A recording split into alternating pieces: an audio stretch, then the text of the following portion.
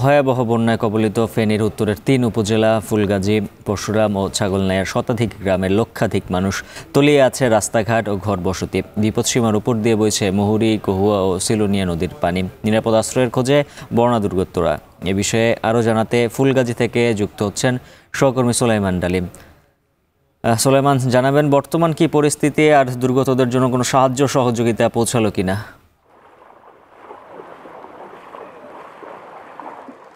হাফিজ, আমরা এখন যে জায়গাটিতে আছি এটা হচ্ছে যে ফুলগাজীর আনন্দপুর ইউনিয়নের বন্ধুয়া গ্রাম। সকালেই কিন্তু এই জায়গাটি কিন্তু একদমই শুকনো ছিল, আর 2 ঘন্টার ব্যবধানে কিন্তু এখানে এখন কোমর পরিমাণ পানি উঠেছে। শুধু এই জায়গাটিতে কিন্তু না, ফুলগাজী, পরশুরাম এবং ছাগলনাইয়ার 3 উপজেলার প্রায় লক্ষাধিক মানুষ পানিবন্দী রয়েছে এবং বন্যার কবলে পড়েছে প্রায় 100টির বেশি গ্রাম। আমরা কথা বলেছি স্থানীয়দের সাথে, স্থানীয়রা যেটি বলছেন যে স্মরণকালের সবচেয়ে ভয়াবহ বন্যার শিকার হচ্ছেন কিন্তু তারা। আমরা অনেকের বাড়িতে দেখেছি রাস্তাঘাট থেকে শুরু করে একদম অনেকের ঘরের ছাদ পর্যন্ত পানি উঠে গেছে, অনেকে ঘরের ছাদে আশ্রয় নিয়েছেন। আমরা কথা বলেছি স্থানীয় প্রশাসনের সাথে। প্রশাসন আমাদেরকে যেটি জানিয়েছেন যে দুর্গত এই পরিস্থিতিতে তারা ত্রাণ সহায়তা দিচ্ছেন। এছাড়াও সেনাবাহিনী, বিজিবি সহ অন্যান্য যারা উদ্ধারকারী অভিযান বাহিনী রয়েছেন তারাও কিন্তু মাঠে নেমেছেন। আমরা কথা বলেছি বিজিবির সাথে। বিজিবি ইতিমধ্যেই কিন্তু তাদের যে জনবল রয়েছে সেই জনবল নিয়ে যারা দুর্গত এলাকায় আটকা পড়েছেন তাদেরকে উদ্ধার করার জন্য কাজ করেছেন। আমরা দেখেছি যে ফুলগাজী এবং পরশুরামের সবচেয়ে ভয়াবহ পরিস্থিতি। সেখানে ফেনী এবং বিলোনিয়া বন্দরের যে সড়ক রয়েছে সেই সড়কে কিন্তু কোমর পরিমাণ পানি এবং বাড়িগুলোতে অনেক সময় বুক পরিমাণ পানি রয়েছে। কিছু কিছু জায়গায় একদম বাড়ির ছাদ পর্যন্ত পানি রয়েছে। শীর্ষ বাড়িতে কিন্তু গত 2 থেকে 3 দিন কোনো ধরনের কিন্তু চুলায় আগুন জ্বলেনি, ঘরের কোনো ধরনের রান্না হয়নি। শুকনো যেসব খাবার রয়েছে সেসব খাবার খেয়ে কোনো রকমে মানুষ কিন্তু বেঁচে আছে। এই যে আমরা কথা বলছি স্থানীয় অনেকের সাথে, তারা বলেছেন যে শুকনো খাবারের যে প্রশাসন থেকে বলা হচ্ছে সেটিও কিন্তু অপ্রতুল। যদি 1000 মানুষ কবলিত হয় সেখানে কিন্তু 100 থেকে 200 মানুষ সে ত্রাণ পাচ্ছে। আমরা ইতিমধ্যে দেখেছি যে কিছু স্বেচ্ছাসেবী সংগঠনও কিন্তু ত্রাণ নিয়ে মাঠে এসছেন। তো এই যে বন্যা পরিস্থিতি, এই বন্যা পরিস্থিতিতে ফুলগাজী এবং পরশুরামের মানুষ যে দুর্ভোগের শিকার হয়েছেন এটি কিন্তু স্মরণকালের সবচেয়ে ভয়াবহ দুর্ভোগ। তো এই ছিল ফেনীর ফুলগাজী থেকে আমার কাছে বন্যা পরিস্থিতির সর্বশেষ। সুলাইমান ডালিম যুক্ত ছিলেন ফেনী থেকে। এদিকে টানা বৃষ্টিতে জলাবদ্ধতার কবলে নোয়াখালীর প্রধান শহর সহ 9টি উপজেলার অধিকাংশ এলাকা পানিবন্দী হয়ে পড়েছে জেলার কয়েক লাখ মানুষ। বিস্তারিত জানাতে নোয়াখালীর মাইজদি থেকে যুক্ত হয়েছেন সহকর্মী নাসিম শুভ।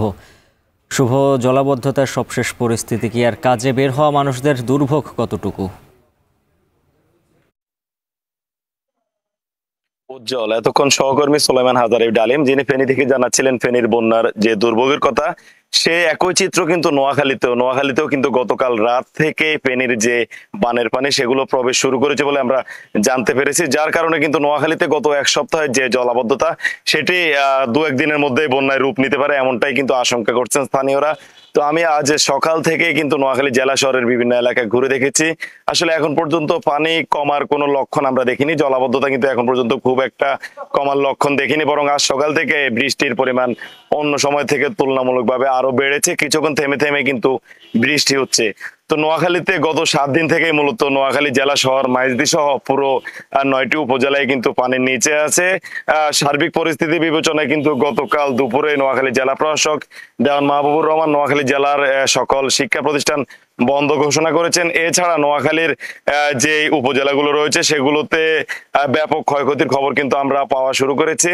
বিশেষ করে মাছের ঘের বা পুকুর আমরা যাই বলি, সব কিন্তু গত 2 দিন আগেই ভেসে গেছে, নষ্ট হয়ে গেছে।